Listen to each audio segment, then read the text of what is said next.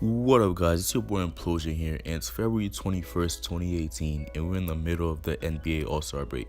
Even though there are no games being played right now, I still want to talk about the future of the top 5 best teams in the NBA. So let's go.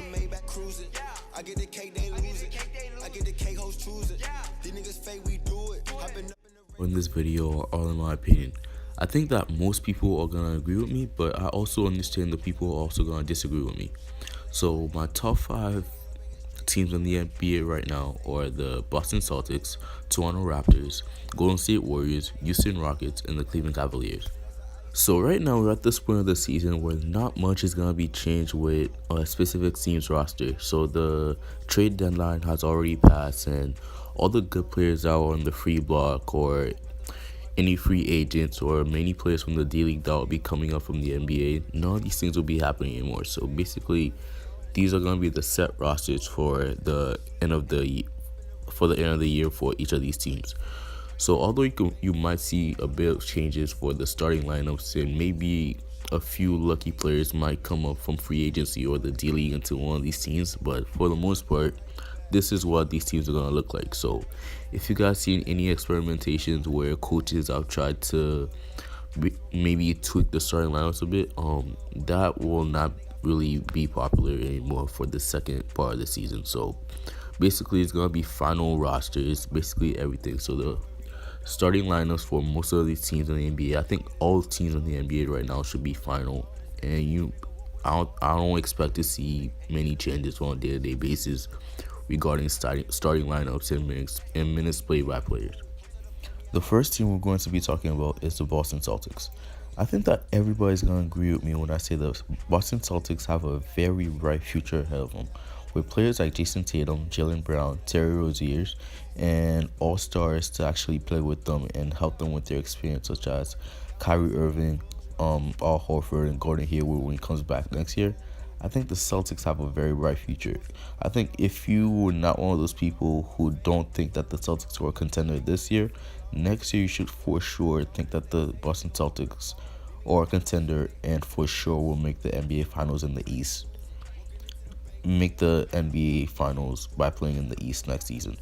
Because when Gordon Hayward is back, this team is going to look great. They looked great at the beginning of the season, but any team would, they would have like a low part for their season, because this team is very young and they have a lot of rookies, and rookies are not really used to playing 82 game seasons. In college they play 21 games and then they're done, but in the NBA they're playing 82 games. So for a player like Jason Tatum, just his first year being put in that starting lineup for a contending team, come on, you can't really expect him to stay consistent every fucking game. And now the Boston Celtics have the second best record in the Eastern Conference, right after the Toronto Raptors, and the fourth best record in the NBA overall.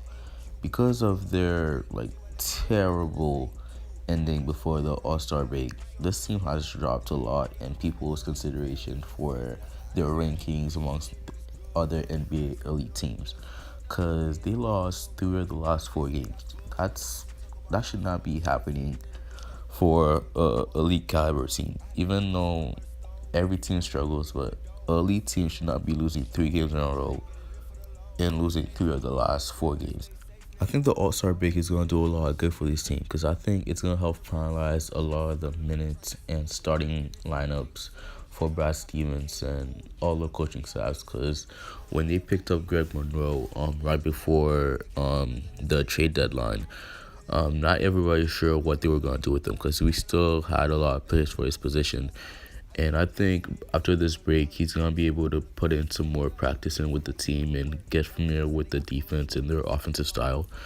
And so I believe that by the first few games of the second half of the season, Brad Stevens should know exactly what he's going to do with his minutes, and how the starting lineup is going to look like. Who's going to be on the starting lineup? Is it going to be Markieff Morris? Maybe Greg Monroe?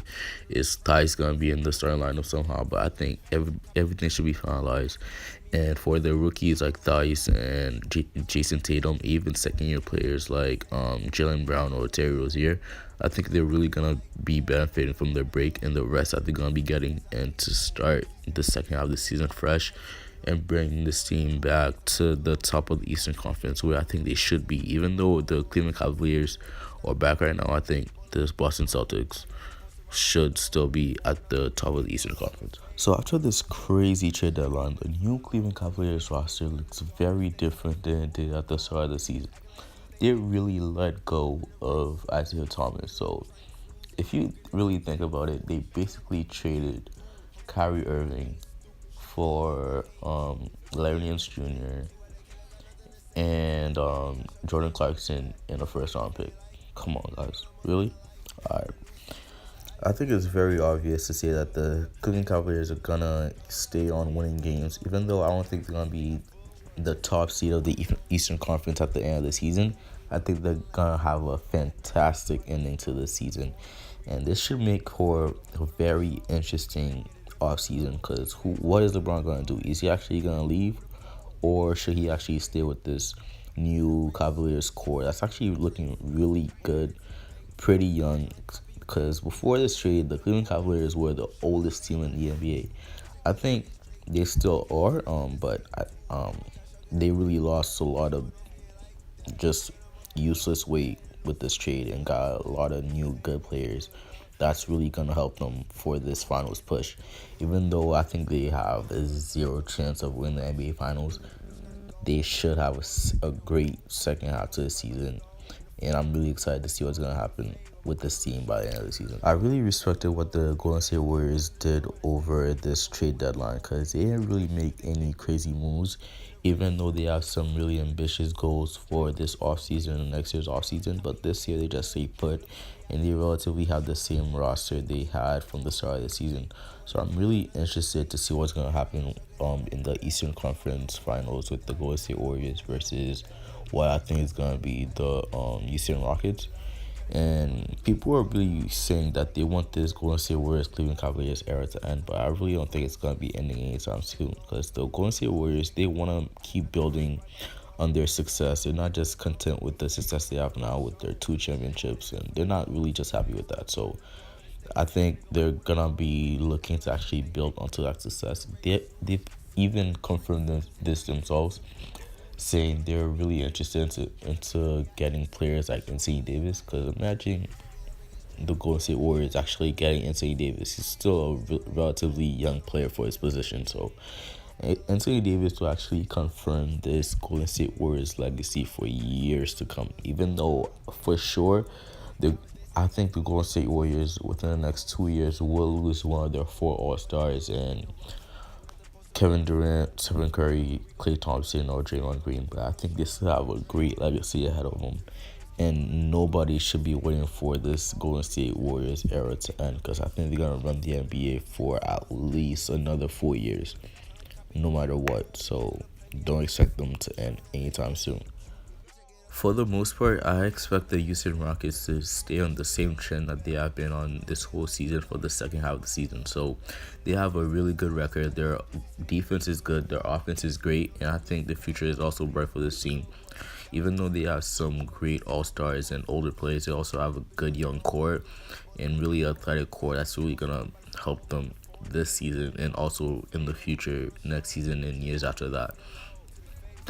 So this team also, like similar to the Golden State Warriors, they're really ambitious on what they want to do with the future of this team. They even talked about in this offseason possibly be targeting LeBron James to have him as a cherry on top of James Harden and Chris Paul. Imagine that, LeBron James on the Houston Rockets. That would just be crazy, and that would probably be terrible for the NBA, because the difference talent-wise between the Eastern Conference and the Western Conference will be more obvious than it's ever been in the NBA history, and I don't think that would be too good for the NBA, because even last year the Eastern Conference lost a lot of great players, and Paul George and Carmelo Anthony, and for this season, if we actually lose LeBron James, even though we'll have some great players left, that would just be no match for the Western Conference.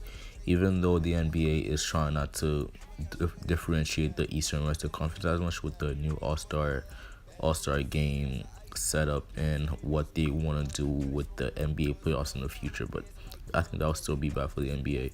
So I'm really looking forward to the Golden State Warriors and the Houston Rockets meeting up in the conference finals if that's to happen, because I think that would be a really good matchup. But for the most part, I don't think this Houston Rockets team could surprise us too much, because there are a lot of people's favorites to actually win the NBA championships, even over the Golden State Warriors. So I just want to see what's going to happen with this. Now, let's talk about the Toronto Raptors, last and most definitely least, because I really thought about taking this team off my top 5 and in its place putting a team such as the Spurs or the Timberwolves, but I really thought about it, and this Toronto team has been playing good all season. They've really been under the radar. Not much people are actually paying attention to this team, and there are a lot of factors that actually go into that, but I'm not really going to get into those factors right now. But this Toronto team has been playing good all season. Kyle Lowry's been playing great. DeMar DeRozan, I don't think he's playing as good as he did last year, but he's still putting up monster numbers.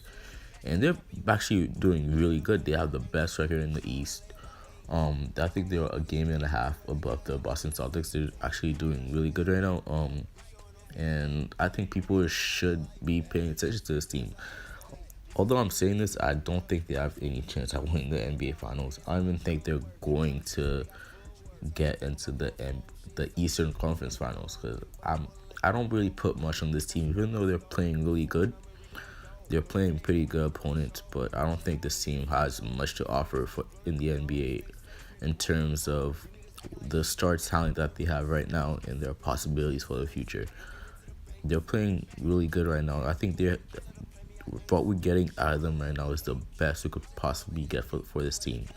I think any Toronto Raptors fan would agree with me and say they are not disappointed at all at what they're getting from this team, and that's just the case. That's basically the best, in my opinion at least, the best version of this Toronto Raptors team we could be seeing right now, and that's not the case for the other 5 teams on this list.